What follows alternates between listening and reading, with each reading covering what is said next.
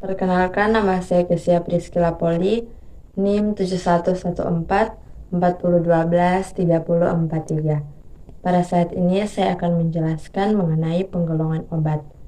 Jadi, penggolongan obat adalah proses klasifikasi obat berdasarkan berbagai kriteria seperti mekanisme kerja, indikasi penggunaan, sifat kimia atau efek farmakologisnya, dan dengan tujuannya yaitu untuk memudahkan pemahaman, penggunaan, dan penelitian obat, serta membantu dalam pengaturan dan pengendalian penggunaan obat secara teratur dan efektif. Penggolongan obat dapat dibagi berdasarkan nama, berdasarkan bentuk sediaan, berdasarkan cara penggunaan, berdasarkan penandaan, dan yang pertama, penggolongan obat berdasarkan nama. Obat dapat digolongkan berdasarkan nama diberikan pada kemasan yang telah mendapatkan izin edar.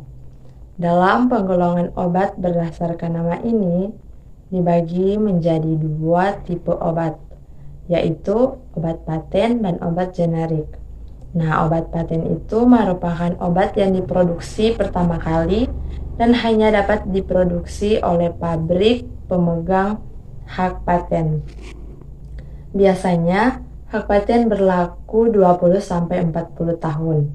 Dan jika masa paten sudah berakhir, obat paten dapat diproduksi oleh produsen lain dan disebut obat generik. Obat paten juga disebut sebagai obat inovator atau originator. Kalau obat generik itu seperti yang telah saya jelaskan tadi di atas, bahwa obat yang telah habis masa patennya dan diproduksi oleh produsen lain. Obat generik terbagi dalam dua jenis, yaitu obat generik berlogo dan obat generik bermerek.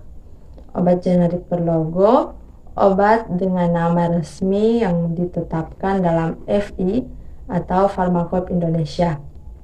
Contohnya paracetamol, amoxicillin, miconazole. Sedangkan obat generik berlogo itu obat generik yang menggunakan nama dagang dari produsen obat. Contohnya Panamol. Panamol itu zat aktif dari paracetamol. Amoxin, zat aktif amoxicillin. Dan Dactaren, zat aktif miconazole. Yang kedua, obat berdasarkan bentuk sediaan. Bentuk sediaan sesuai dengan tujuan penggunaan dan organ tubuh tempat obat digunakan. Sediaan obat dapat digolongkan menjadi 4 bentuk. Yang pertama, bentuk padat. Contohnya tablet, kapsul, serbuk, pil, supositor, dan ovula. Dan yang kedua, bentuk setengah padat. Contohnya gel atau jelly, salep, dan krim. Ketiga, bentuk cair. Contohnya sirup, injeksi, obat tetes, dan infus. Yang keempat, bentuk gas. Contohnya inhalasi, aerosol, dan turboharel. Yang ketiga, ada penggolongan obat berdasarkan cara penggunaan. Digolongkan menjadi dua. Pertama, obat dalam. Obat secara oral digunakan dengan cara ditelan melalui mulut dan melewati saluran pencernaan.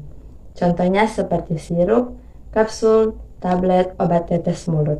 Dan yang kedua ada obat luar, obat yang diaplikasikan pada bagian luar tubuh. Contohnya obat seperti salep mata, salep kulit, obat tetes telinga, dan injeksi. Dan yang keempat ada penggolongan obat berdasarkan penandaan.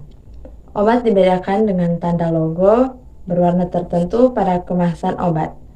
Seperti yang pertama ada obat bebas ditandai dengan lingkaran berwarna hijau dengan garis tepi berwarna hitam. Obat ini dapat dibeli tanpa resep dokter.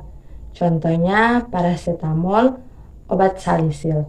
Dan yang kedua ada obat bebas terbatas ditandai dengan lingkaran warna biru dengan garis tepi berwarna hitam. Dan ada kotak hitam berisi peringatan dengan tulisan putih. Obat ini merupakan obat keras, namun masih bisa dibeli tanpa resep dokter. Dan perlu diingat, penggunaan obat ini harus memperhatikan peringatan pada kemasan. Contoh obatnya yaitu dimethylhidrinat dan pirantel atau obat cacing. Dan yang ketiga, ada obat keras, ditandai dengan lingkaran merah dan pada tengahnya ada huruf K berwarna hitam yang menyentuh dengan garis tepi berwarna hitam. Obat ini hanya bisa dibeli dengan resep dokter. Contohnya semua golongan obat antibiotik, hipertensi, jantung, dan obat diabetes. Dan yang keempat ada obat psikotropika. Penandaannya seperti obat keras.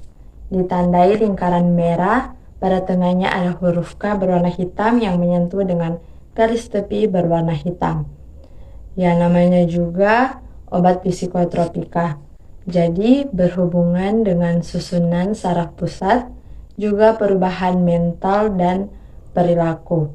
Obat ini hanya dapat dibeli dengan resep dokter. Dan yang terakhir ada obat narkotika. Pada kemasannya diberi tanda palang berwarna merah di dalam lingkaran bergaris tepi merah. Obat ini dapat menyebabkan penurunan atau perubahan kesadaran jika obat ini dikonsumsi secara terus-menerus. Pengguna akan kecanduan atau ketergantungan. Obat ini hanya dapat dibeli dengan resep dokter. Dan itulah penjelasan singkat saya mengenai penggolongan obat. Terima kasih.